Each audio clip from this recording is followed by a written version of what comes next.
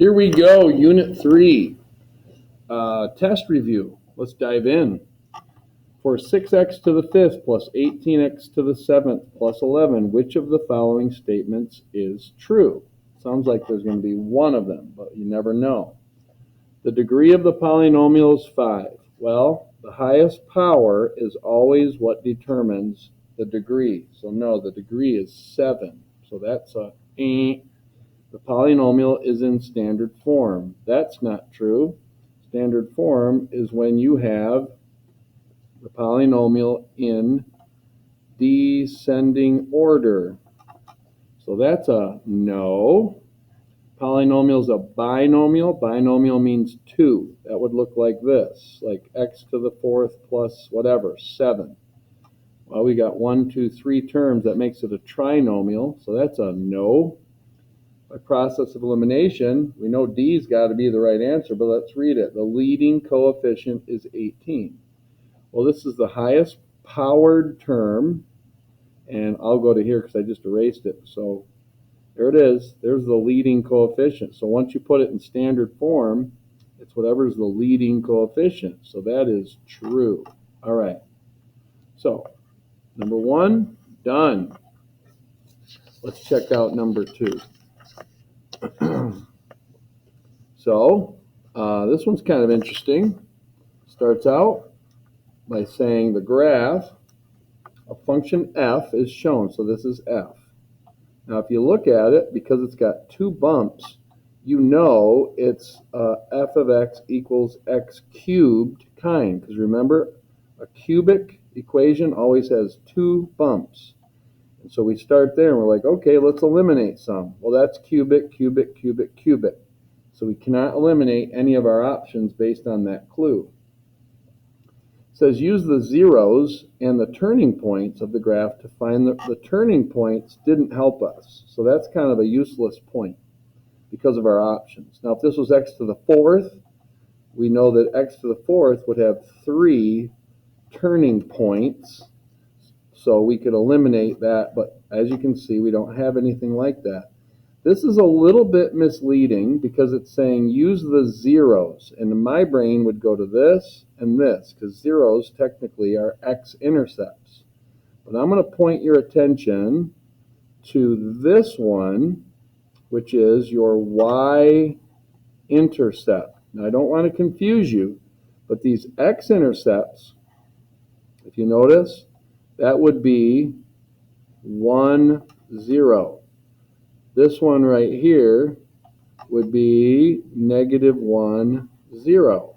Notice my x-intercepts have y equaling 0, which makes sense because if a point is on the x-axis, it can't be above the x-axis or below it. But I want to concentrate on the y-intercept. If I look at the y-intercept, and I do a little bit of a guesswork, it looks like 0, 1/2, which means if x is 0, y is 1/2. Well, if I put x is 0 here, gone, here, gone, here, gone, my y-intercept would be -1/2, and that's not true. If I put x is 0 in here, 0 minus 1 would be -1. That didn't happen. If I put a 0 for x right here, here, and here, these 3 terms would be gone, and I'd get a half. And I'd look at that, and I'd say, hey, winner, winner, chicken dinner. And just to eliminate option D, if I put a 0 in here, my y-intercept would be -0.5. That didn't happen, so that's eliminated. So there's your first 2 problems. All right, next one is just simplify, which, if you look at these parentheses, do not ignore that, because when you guys see parentheses, some of you just instinctively multiply. That's not what this is saying to do. It's just saying add. Now there's an invisible 1 right here and an invisible 1 right here, which means if you distributed it, these parentheses really didn't mean anything. So I'm going to just take my -6x cubed minus 4x squared minus 8 from here. I'm going to add it. Here's my like terms. X cubed, -x squared. Now notice we got a -9x. I'm just going to squeeze it in here and put my 4 underneath the -8 there. add like terms. So negative 6x cubed plus 1x cubed is negative 5x cubed. Negative 4 bananas minus 1 banana would be negative 5 bananas. Negative 9x is just kind of a loner. Negative 8 plus 4 is negative 4. And there we have it. We have simplified it. Number 4, a little different. This one had a plus. This doesn't have anything, which means we got to multiply. Now, what I showed you guys in class was an organizational tool, which I think you should take advantage of. M and N. M squared minus 2mn, 2n squared. Multiply these together, m cubed. Multiply these together, negative 2m squared n. Multiply these together, 2mn squared. Notice I'm alphabetizing my variables. That'll help you look for like terms later. M squared n, negative 2mn squared, and this is 2n cubed. All right, now I go on the hunt for like terms. I see that there are no other like terms, so I pull that out. I see this and this would be like terms, so negative 2 bananas plus 1 banana, negative 1 banana. Now those are gone. This and this, you can see they're like terms, but they are opposite, so they cancel. So it's plus 2n cubed. Done. Number 5. Is x plus 5 a factor of this weird-looking polynomial? So really what they're asking you is, if you take a look at this, and you divide by that, x plus 5, you're wondering if you use synthetic division if you have a remainder or not. So you look down here and you ask yourself, what causes that to be a 0? Negative 5. So now we're going to take the coefficient out, the constant. And then also, notice it goes 3, 2, 1, none. And if this was missing, then I would have to put a 0 here. And if you don't, it won't work. So drop the 1, multiply, add. Multiply, add. Multiply, add. Notice, this is a 0. That means there is no remainder. Now look at how the question's worded. Is it a factor of that? And we say yes, because there's no remainder.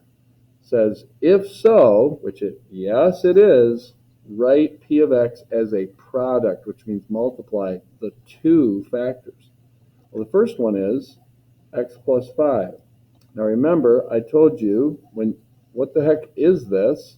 Well, you drop down 1 from the highest power of your numerator. So if that's a 3, this is actually 1x squared, and then you just keep dropping down from there, and there's my other factor, and I just slide that right up next to it, and there we go.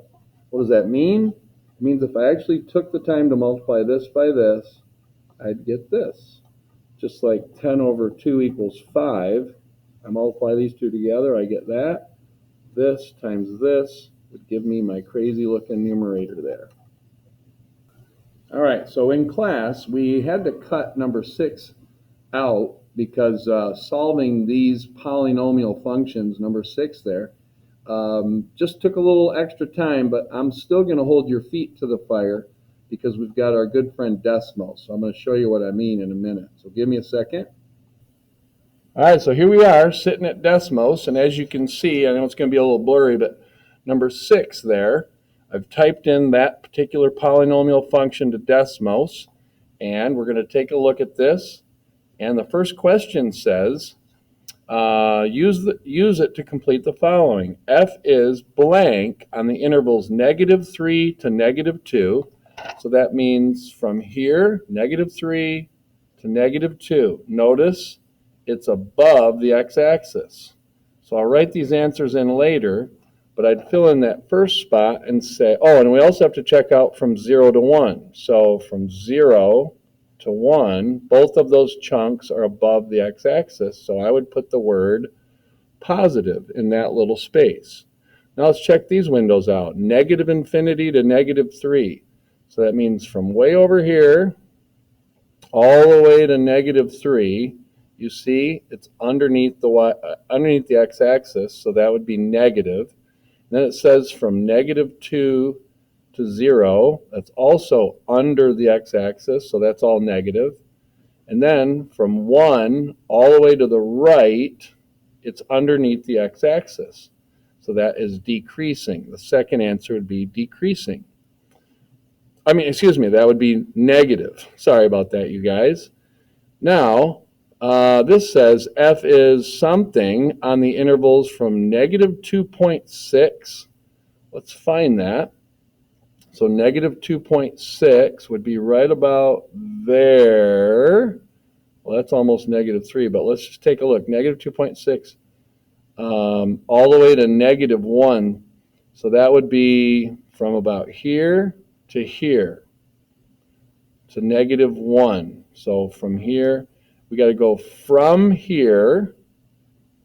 So you see that -2.581? It's a little ticky-tacky, but from here to -1, it's going down. So it's decreasing. So my third answer would be decreasing there. And then from 0.6 to infinity, it's supposed to be the same thing.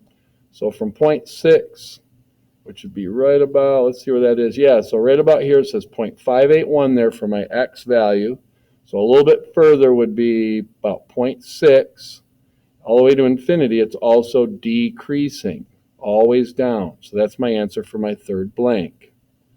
Now, from -infinity up to -2.6. Now that's -3, that's -2.5, so we're talking about right here from -infinity. So we're talking down here, all the way up to here, that'd be increasing. So we're going to gamble that it's the same thing for this right here, from -1 to 0.6. So there's -1 to 0.6. 0.6 would be right about here again. So from here all the way up, it's increasing. So my answer for that fourth blank would be increasing. And it says sketch a graph. You don't really have to do that because you've got it right here on decimals. All right, let's try to crack number 7 before we run out of time here. Teo cuts 4 squares with side length x inches from the corners of a 10-inch by 15-inch cardboard rectangle. So here it is. We're going to take a little bit out of there, x, x, x, x. Take a little bit out of here, x, x, x, x. Take a little bit out of here, x, x, x, x. And a little bit out of here, x, x, x, x. So he's cutting these out. These are gone. So what's left, and this might not be to scale, but it says he folds the remaining cardboard. So he's going to fold on that line, fold on that line, fold on that line, fold on that line. So all this white remaining cardboard, this is going to be the base here.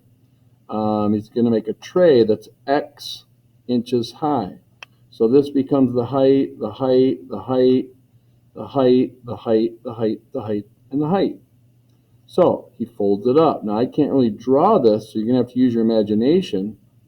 But this dimension right here would be 15, because it's 15 from here to here. So this dimension would be 15 minus 2x. Take away this x and this x, or this x and this x. But this right here would be 15 minus 2x, which is the same thing as here. Okay? Now, what would this dimension be? Well, from here to here was 10. If I take away this x and take away that x, this little sliver right here is 10 minus 2x. My height would be here. So they're asking, write and simplify the function for the volume, v. Well, volume is length, length